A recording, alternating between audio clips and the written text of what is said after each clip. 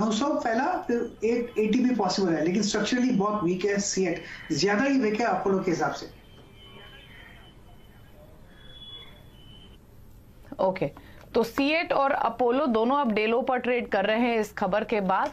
924 के लेवल्स आपको देखने को मिल रहे हैं सीएट में, और 186 पर अपोलो टायर्स कारोबार कर रहा है। लेकिन जैसे कि हमने मिड कैप स्टॉक्स का जिक्र किया और हमने देखा टाटा कॉफी के स्टॉक में 10% का उछाल है। दरअसल जो नजर है वो आज पूरे ही टाटा ग्रुप पर टिकी हुई है, क्योंकि टाटा ग्रुप की जो दो बड़ी कंपनियां हैं उनके मर्जर की खबर का असर है। टाटा कंज्यूमर और टाटा कॉफी का मर्जर होगा, क्या डिटेल्स हैं ये बताने के लिए हर्षदा हमारे साथ मौजूद हैं। तो बताइए हर्षदा।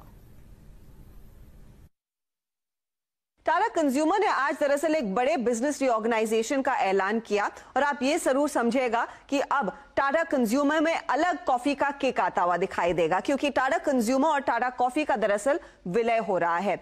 इस विलय में दो इंपॉर्टेंट चीजें हैं। सबसे पहले जो टाटा कॉफी का ब्रांडेड और एक्सट्रैक्शंस का कारोबार था वो एग्जिस्टिंग टाटा कंज्यूमर में जोड़ा जाएगा। दूसरी तरफ टाटा कॉफी का जो प्लांटेशन बिजनेस है इसके लिए एक अलग से सब्सिडरी खड़ी की जाएगी। अब बात समझने वाली ये है कि टाटा कॉफी में दरअसल टीसीपीएल यानी कि टाटा कंज्यूमर का 58% हिस्सा है, इसीलिए दरअसल ये विलय होता हुआ दिखाई दे रहा है। खास बात इस मर्जर की ये है कि टाटा कॉफी के शेयर होल्डर्स के पक्ष में दरअसल ये मर्जर है।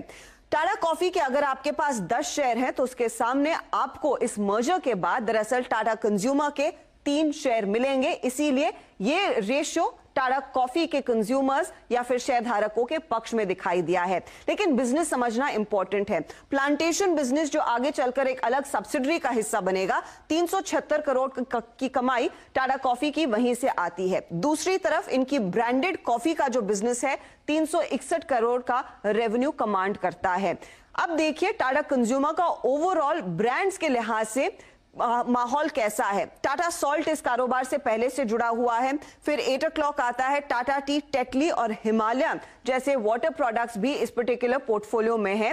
स्टारबक्स भी टाटा कंज्यूमर के ही हिस्सा है, और साथ ही साथ हम सब जानते हैं संपन्न का पोर्टफोलियो भी तेजी से बढ़ रहा है। अब आप देखिए टाटा कंज्यूमर की पहुंच कितनी मजबूत होती दिखाई दे रही है। 20 करोड़ से ज्यादा लोगों तक दरअसल टाटा कंज्यूमर के प्रोडक्ट्स पहुंचते हैं, और लार्जली सालाना जो आय है करीब 11,160 करोड़ की है। लेकिन मैनेजमेंट ने साफ कहा है कि यह बस शुरुआत है। इस बड़े रीऑर्गेनाइजेशन के बाद कंपनी दरअसल फ्यूचर रेडी ऑर्गेनाइजेशन बनती हुई दिखाई दे रही है।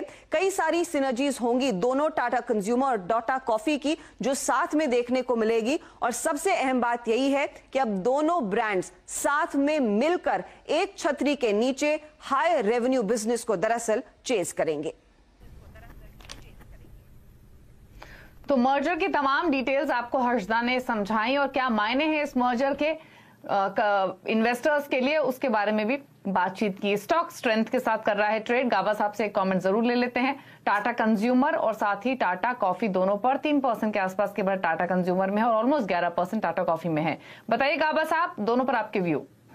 टाटा कंज्यूमर में बहुत अच्छी तेजी सुबह थी, लेकिन अब तो अपर रीजन थोड़ा सेलिंग प्रेशर आया है शायद इसलिए बिकॉज ऑफ 31st, तो मेरे ख्याल से लेकिन ट्रेंड तो स्टिल इंटैक्ट है, लेकिन आज ट्रेड नहीं बनता। मीडियम टर्म के हिसाब से ट्रेंड डेफिनेटली ऊपर है और 800 का जोन भी देखेंगे। रही बात टाटा कॉफी की, टाटा कॉफी का चार्ट निकाल लेता हूं।